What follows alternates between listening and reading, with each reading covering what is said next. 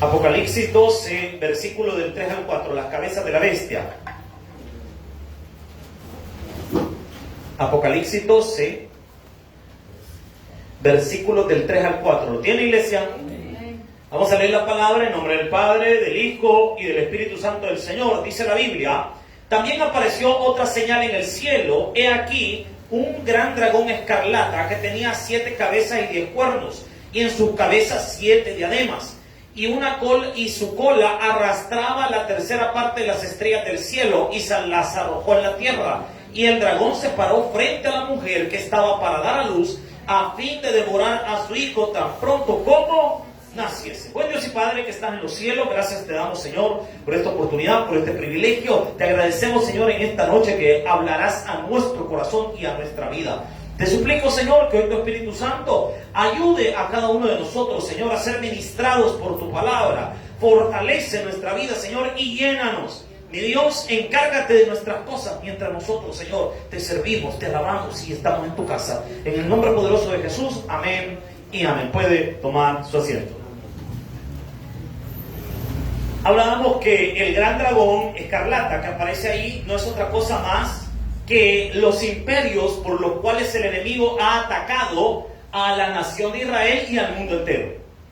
El enemigo se ha manifestado de diversas maneras a lo largo de la historia. Y el libro de Apocalipsis va a retomar 7 de esas manifestaciones que el enemigo ha tenido a lo largo de la historia. Decíamos que cada cabeza de la bestia representa un imperio mundial, uno de los imperios grandes que hubo en la antigüedad. Ahora, empezamos a establecer la semana pasada este grupo de cabezas que iba a representar. Decíamos que el primer gran imperio o la primera cabeza de la bestia era el imperio egipcio. Y habíamos hablado que la manera en la que el imperio egipcio había atacado a la nación de Israel fue con Abraham, cuando el faraón se fijó en la esposa de Abraham y quería tomarla por mujer. También vimos la muerte de los primogénitos.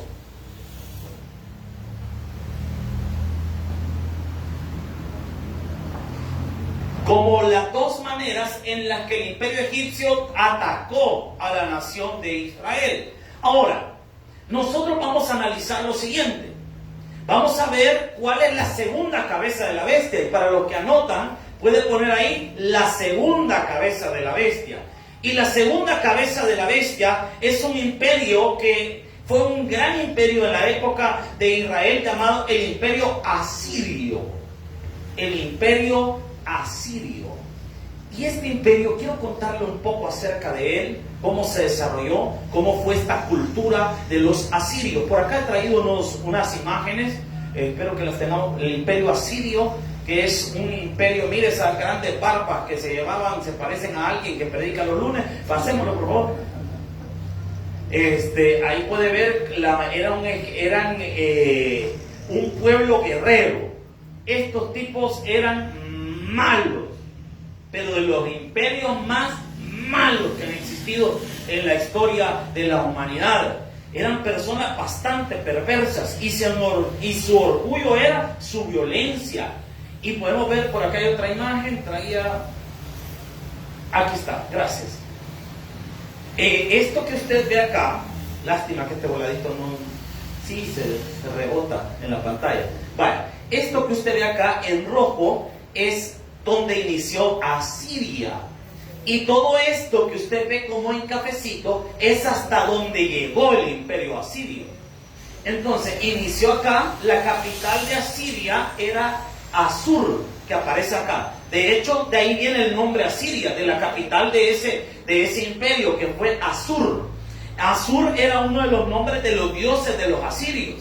Pero sabemos que una de las ciudades más viejas que estuvo en el imperio asirio fue Nínive, que aparece más arriba al norte en Asur. Entonces, este es el inicio del gran imperio asirio. Y vamos a ver otra cosa interesante. Vamos a ver más abajo. Para que entendamos un poco del contexto, cómo estaba Israel cuando fue atacado por el imperio asirio. Israel estaba dividido en dos. Recuerde que los primeros reinos de Israel, o los primeros reyes de Israel, se les conoce como los reyes de las cuarentenas.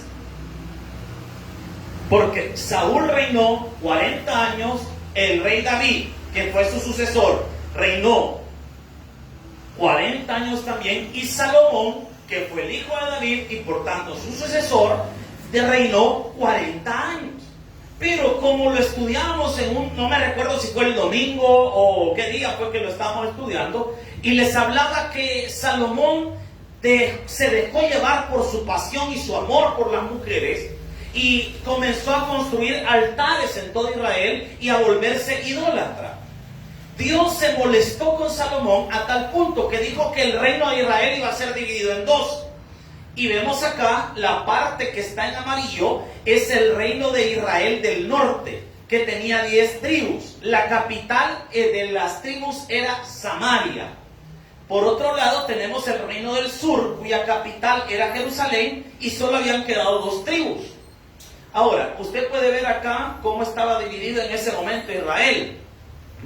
Cuando Asiria decide atacar Israel, va a comenzar con Israel del norte, porque es lo que le quedaba más cerca. Sí, creo que la siguiente imagen, si no me equivoco, esta era Asiria. Mire qué bonito. Realmente tenían un gusto excelente. Creo que tenemos otra también. Esa no se ve mucho porque está muy pixelada. Esa está bonita. Miren, esos tipos eran ingenieros de primera, pero eran personas muy violentas. De hecho, creo que tengo una imagen por aquí, creo que es la última. No salió. En una imagen aparece que le metían unos garfios a la gente aquí cuando la capturaban. Y se lo llevaban así, jaladito. Esa gente era bestial. Pero ahora vamos a ver cómo es que empieza la relación de este imperio con Israel.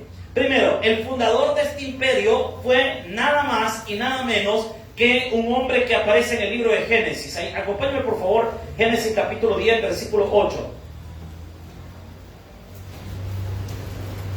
Génesis capítulo 10, versículo 8.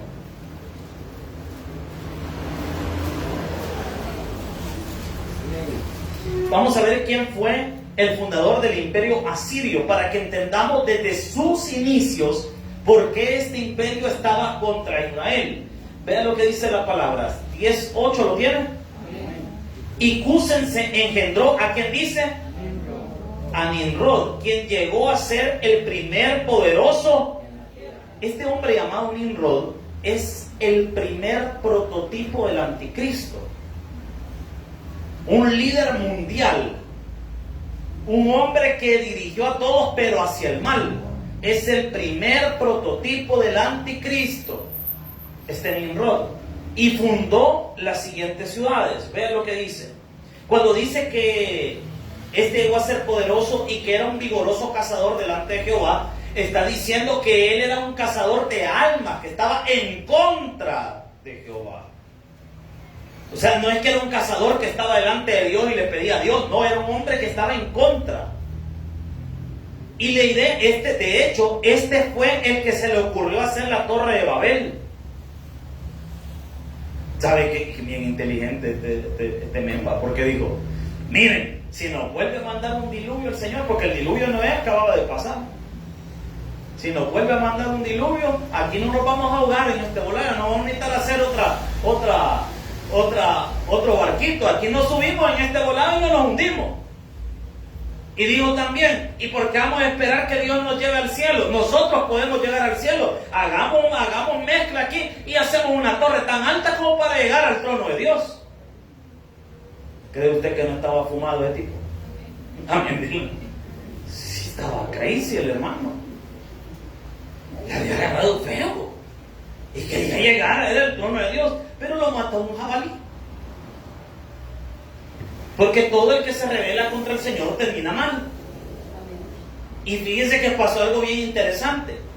La mujer de este hombre se aprovechó de la profecía de Génesis 3:15 y dijo que el hijo que ella iba a tener era el Mesías prometido. Y esta mujer llamada Semiramis tiene un hijo llamado Tamuz. Y las primeras imágenes de esta mujer, porque pidió que se le alabara, porque dijo que ella había quedado embarazada por obra de su esposo Nimrod, pero Nimrod estaba muerto, o sea que le metieron un gol al brother. Pero dijo que Nimrod había descendido como un águila sobre ella y había logrado concebir. Y que por tanto el niño que iba a nacer, Tamuz, iba a ser el Mesías prometido. Y cuando comenzó a adorarse a Semiramis y a Tamuz, el culto que se le conoce de la mujer y el niño, porque aparece un niño en los hombros, en el costado de esta mujer. Hay un libro bien famoso que se llama La guerra contra la reina del cielo, algo así se llama ese libro. Es de un teólogo mexicano, si no me equivoco. Y en ese libro él habla de todos los cultos donde aparece la figura de la mujer y el niño como figuras de veneración. Que el origen de esa figura es Semiramis y Tamuz. Interesante esto. Y vean lo que hacía esta gente. Sigamos leyendo. Nos quedamos en ¿qué? En el 9, ¿verdad? Y este fue vigoroso cazador delante de Jehová, por lo cual se dice, así como Nimrod, vigoroso cazador delante de Jehová. 10. Y fue el inicio de su reino, Babel, Erec, Akkad, Calne, en la tierra del Sinar. De esta tierra salió, ¿para dónde dice? Asiria. Para Asiria. Y edificó a el que dice Nínive. O sea que el fundador de este imperio fue este hombre llamado Nimrod. Y si este hombre estaba en contra de Dios, obviamente todo lo que él desarrolló estaba en contra del Señor.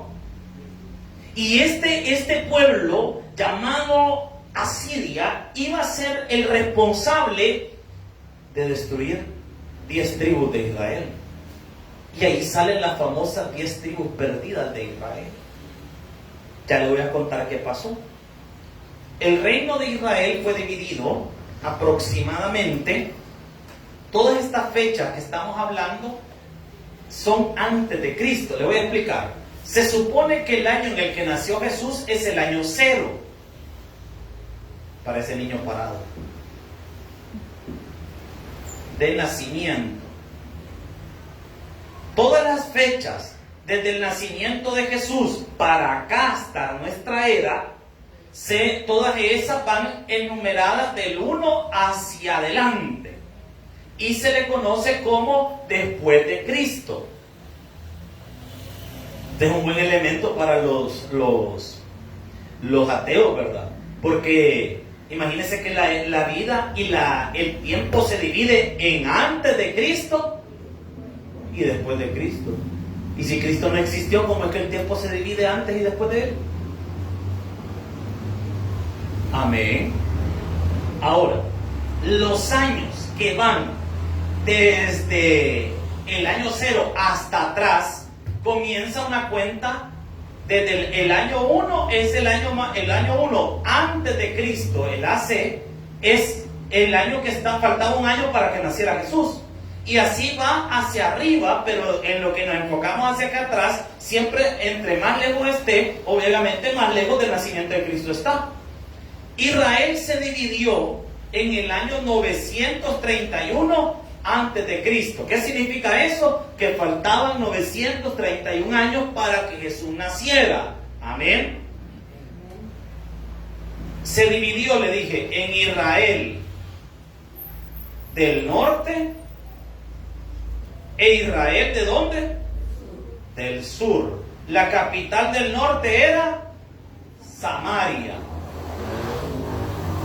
La capital del sur, Jerusalén.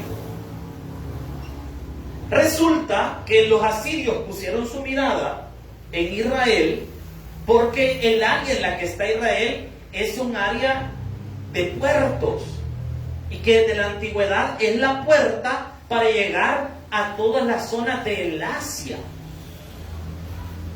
Quien controlara esa zona iba a controlar toda la mercadería que iba a fluir por ahí. Entonces ellos pusieron sus ojos en Israel y invadieron primero Israel del norte. y la conquistaron en el año 722 antes de Cristo. ¿Y cómo pasó esto? Mire, cuando Israel llegó y tomó la tierra prometida, lo primero que hizo Israel fue alejarse de Dios. Como lo que le ocurre a las personas cuando Dios comienza a bendecirlas, cuando vienen a la iglesia y Dios comienza a darles lo que le están pidiendo y comienzan a recibir los milagros de Dios, cuando de repente las cosas están bien, ya no quieren venir a la iglesia, ya no quieren orar. Cuando no teníamos nada, pasábamos de rodillas.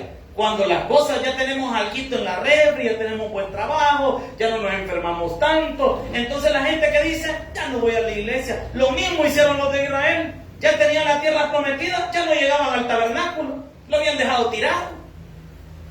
Y Dios les levantaba profetas, y les levantaba profetas. Miren, en la Biblia encontramos profetas escritos y profetas no escriturales. ¿Cuáles son? Los profetas escritos son aquellos que escribieron algo en la Biblia. Y los profetas no escriturales son aquellos que profetizaron a Israel, pero no escribieron un libro de la Biblia. Imagínense que encontramos nosotros en el Antiguo Testamento dos gamas de profetas, conocidos como profetas mayores y profetas menores. Amén, iglesia. Y Dios les envió ese montón de profetas para que Israel se arrepintiera, y adivinen qué pasó. No quisieron.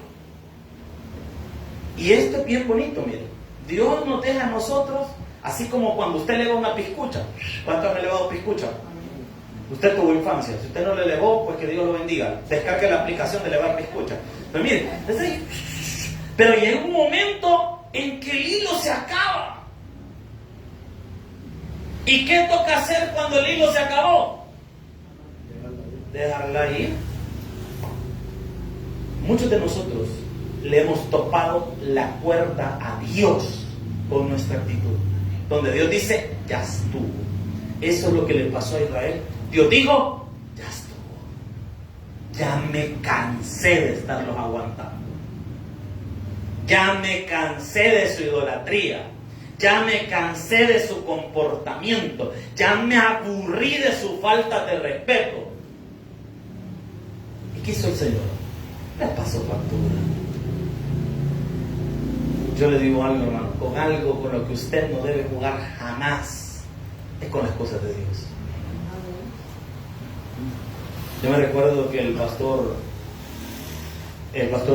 pastor general actual, contaba una anécdota que tuvo con su papá, nuestro pastor fundador, y decía que el pastor le había dicho, mira, si alguna vez se te ocurre andar de pícaro con otra señora que no es tu esposa, jamás vayas a poner como pretexto que vas a ir a predicar o a hacer algo para ir a verte con alguien más.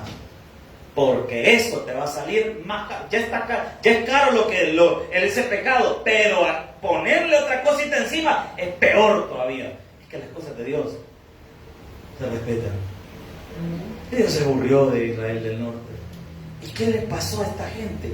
Vamos a leer la historia. Segunda de Reyes, capítulo 17.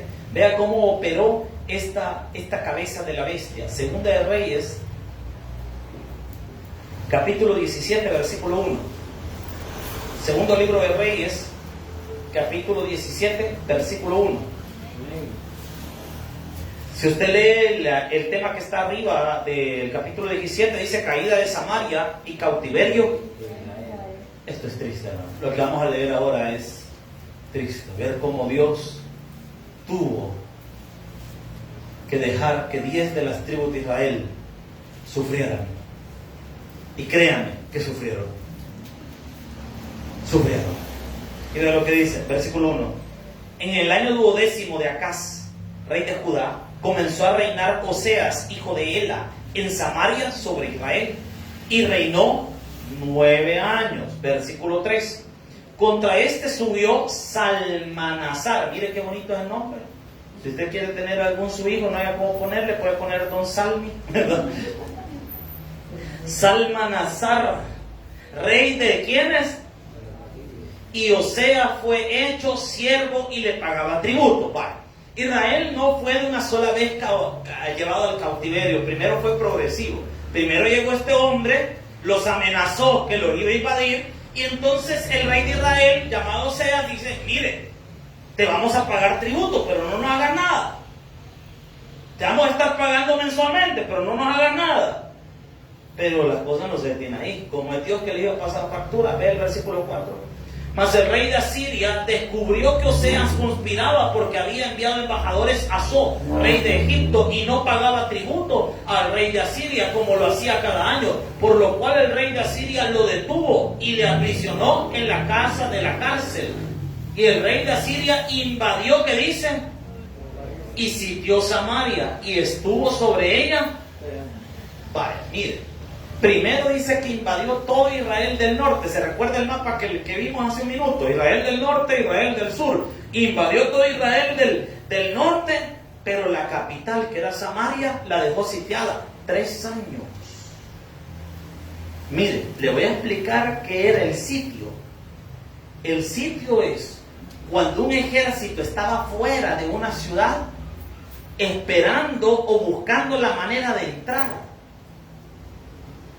Nadie puede salir de esa ciudad, porque si salen está el ejército enemigo esperando para matarlos. 3 años así.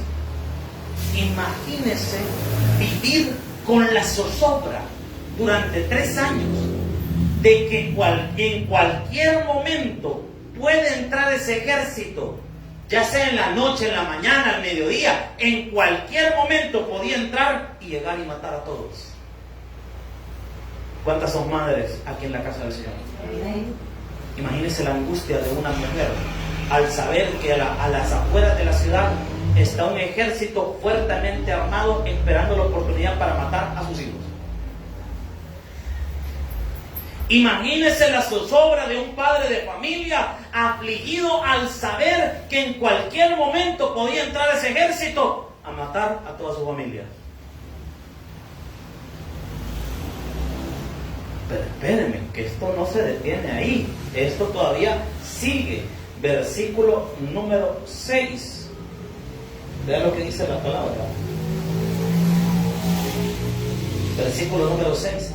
Y en el año 9 de Oseas, rey de Asiria, tomó Samaria y llevó Israel cautivo y llevó a Israel cautivo a Asiria y los puso en Ajalá, en Abor, junto al río Gozán, y en las ciudades de los medos.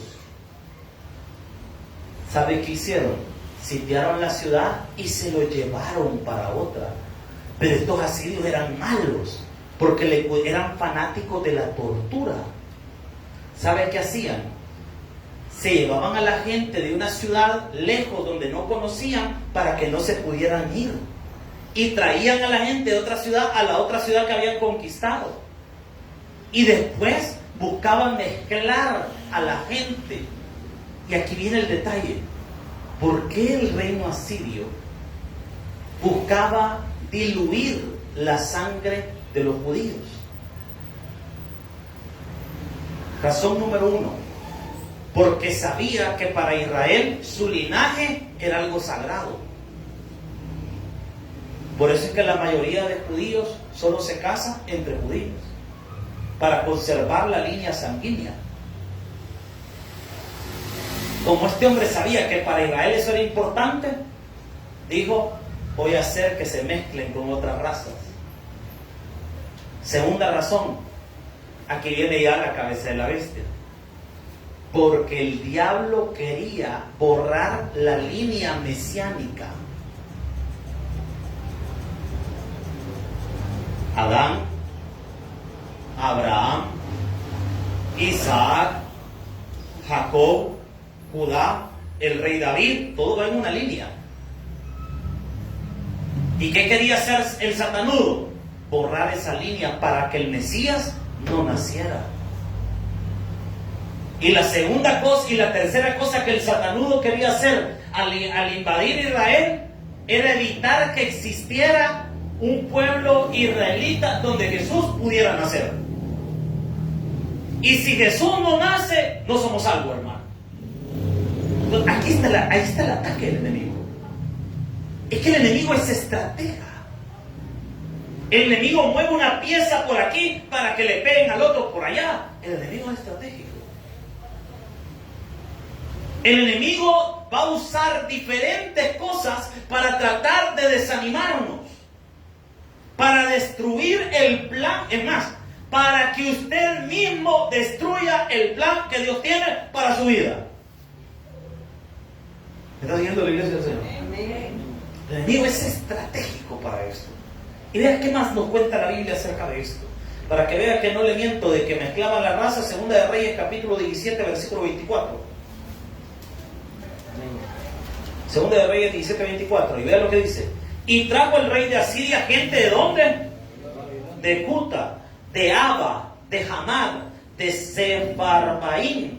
Y los puso en las ciudades ¿de dónde? En lugar de los hijos de Israel. Y poseyeron a Samaria y habitaron. Ahora usted va a poder entender por qué judíos y samaritanos no se llevaban. Porque los samaritanos eran descendientes de esta gente que llevó ese rey asirio, mezclados con sangre de israelita. Por eso es que los judíos que habían quedado en el tiempo de Jesús, por eso la palabra judío viene de Judea. Porque el único reino que se quedó intacto fue el reino de Israel del sur. Y ese reino se llama el reino de Judá. Y de ahí viene el término judío, de descendiente de Judá, que eran los que habían quedado en esta zona del sur. Por eso es que los judíos, cuando los encontramos ya en el Nuevo Testamento, judíos y samaritanos, no se habla. Por eso es que la mujer samaritana, cuando Jesús le habla, se asusta. ¿Por qué le dice la mujer samaritana? ¿Por qué tú, siendo judío, me hablas a mí? Porque los judíos y los samaritanos ni se hablaban. Es más, ¿sabía usted que los judíos, para no pasar por Samaria, iban a dar una gran vuelta por otro lado para evitar poner un pie en Samaria? Porque se consideraba una tierra que estaba maldecida. Tremendo esto, ¿verdad? Mire, yo le puedo decir algo. Dios puede tener un plan maravilloso para su vida, hermano, pero sus decisiones pueden evitar ese plan. Pueden evitar ese plan. Y vean qué interesante, entonces no se detiene ahí. La Biblia nos describe a detalle cómo fue esta invasión. 18:9. Vea lo que dice la palabra. Y en el 4º año del rey Ezequías, que era el año 7º de Oseas, hijo de Ela, rey de Israel, subió Salmanasar, rey de los asirios, contra Samaria y la sitió. Y la tomaron al cabo de 3 años. Y en el año 6º de Ezequías, el cual es el año 9º del rey de Israel, de Oseas, rey de Israel, fue tomada Samaria. Y el rey de Asiria llevó cautiva a Israel a Asiria y la puso en las ciudades que habíamos leído, por cuanto no habían, que dice, atendido. Versículo 12. Por cuanto no habían atendido a la voz. ¿Cree usted que no sale caro el no hacerle caso a Dios? Se lo llevaron. Hay una imagen que no sé, creo que no se pudo poner, pero donde sale cómo se lo llevaban. Literalmente a la gente le clavaban un arpón, así como un arpón, por algo así. Se lo clavaban aquí y lo jalaban. Imagínese un hierro que le atraviesa usted la quijada y lo llevan jalado.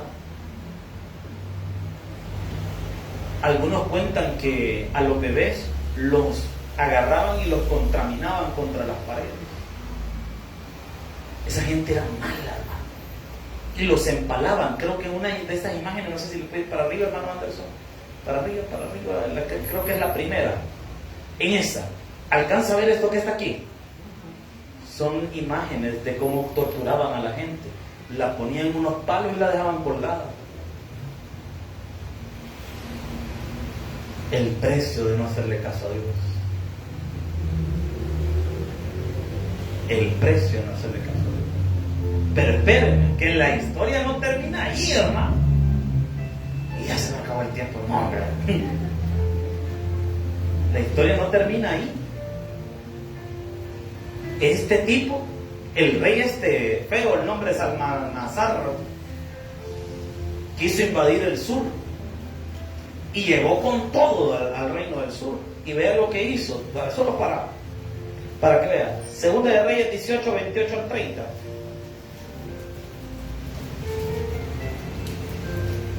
Él envió a una persona al reino del sur, después de haber conquistado el norte. Es que este rey dijo, si 10 tribus no nos hicieron frente, las otras 2 que están allá son viajes de agua. Digo, rapidito las vamos a devanar. Pero vean lo que dijo. Entonces el Rabsacés se puso en pie y clamó a gran voz en lengua de Judá y habló diciendo, oíd palabra del rey de Asiria. Así ha dicho el rey, no os engañe Ezequías, porque no os podrá librar de mi mano. Y no os haga Ezequías confiar en Jehová, diciendo, ciertamente nos librará Jehová, y esta ciudad no será entregada en mano del rey de Asiria. No escuchéis a Ezequías, porque así dice el rey de Asiria, haced conmigo paz y salid a mí, y coma cada uno de su vid y de su higuera, y beba cada uno de sus aguas de su pozo, hasta que yo venga y os lleve a una tierra como la vuestra. Mire, y me llama la atención otra cosa, 33 al 36. Vea lo que dice. ¿Cómo decía este hombre? ¿Y acaso alguno de los dioses de las naciones ha librado a su tierra de la mano del rey de Asiria? ¿Dónde está el Dios de Hamad y de Arfad? ¿Dónde está el Dios de Sebraim y de Ena y de Iba? ¿Pudieron librar a Samaria de mi mano? ¿Y qué Dios de todos los dioses de esta tierra ha librado de su mano, de su tierra, de mi mano, para que Jehová libre de mi mano a Jerusalén?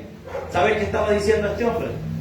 Si los otros dioses de toda la gente que he derrotado no me hicieron frente, mucho menos Jehová. Imagínense.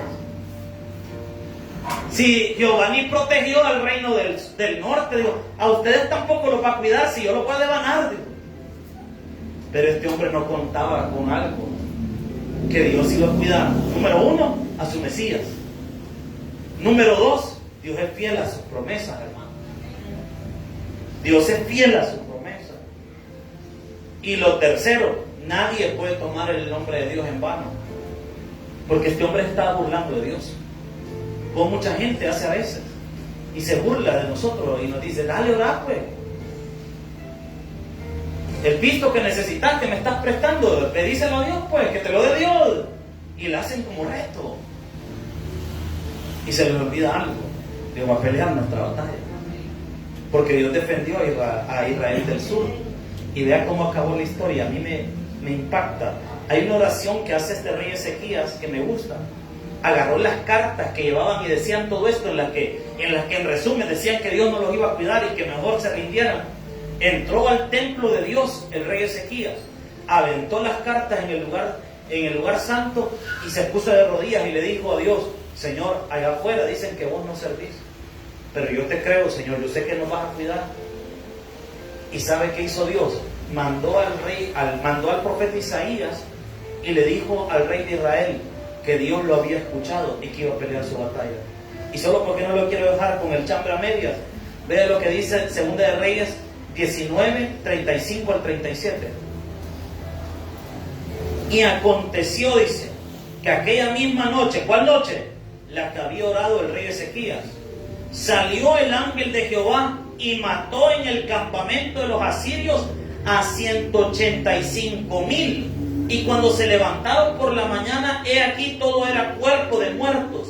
Entonces Sennacherib, rey de Asiria, se fue y volvió a Nínive, donde se quedó. Y aconteció que mientras él adoraba en el templo de Nixor, su dios Adramelech, y Sarecer, sus hijos, lo hirieron a espada y huyeron a la tierra de Ararat, y reinó en su lugar Esar-Adón, su hijo. ¿Cómo la ven? El día que los tenían todos sitiados para destruir Jerusalén, Dios mandó un ángel, y el ángel destruyó a todo el ejército de los asirios. Y no les tocó otra más que tener que huir. Y este rey que había hablado en mal contra Dios terminó muerto. Por eso yo le digo algo, hermano. Usted y yo podemos estar rodeados de enemigos, pero Dios que nos saca adelante, hermano. El enemigo puede estar amenazando, así como esta segunda cabeza de la bestia amenazó a Israel para devorársela. Pero Dios puede hacer un milagro, hermano, y nos puede librar.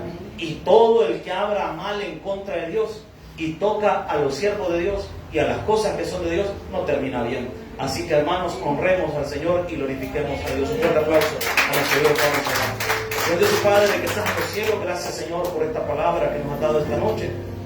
Gracias, Señor, porque hemos escuchado tu mensaje. Señor, gracias por lo que tu palabra nos enseñó esta noche. Tú peleas por tus hijos, Señor. Tú peleas por tus siervos. Y nosotros, Señor, vamos a estar en tu mano, esperando siempre en tus promesas. Gracias, Señor, porque tú eres fiel, porque tú eres verdadero, Señor. Bendice nuestra vida y ayúdanos, Señor. Pero de manera especial, si hay alguien esta noche que no conoce a Jesús como Señor y Salvador personal, quiero invitarte a que este día pueda recibirlo y Jesús pueda morar en tu corazón y entrar en tu corazón. Si tú nos ves a través de la transmisión, quiero invitarte a que esta noche puedas nacer de nuevo y recibir a Jesús como tu Señor y Salvador personal. Quiero invitarte a que hoy entregues tu vida a Cristo, porque es el único que te va a ayudar a salir adelante. Así que te invito a que ahí donde tú estás, ores conmigo y digas: Señor Jesús, yo te recibo como mi único y suficiente Salvador personal. Creo que eres Dios, que moriste en la cruz por mis pecados. Me arrepiento, soy pecador. Perdóname, Señor. Gracias te doy al Padre por haber enviado al Hijo a morir en mi lugar. En Cristo Jesús, mi Salvador. Amén y amén.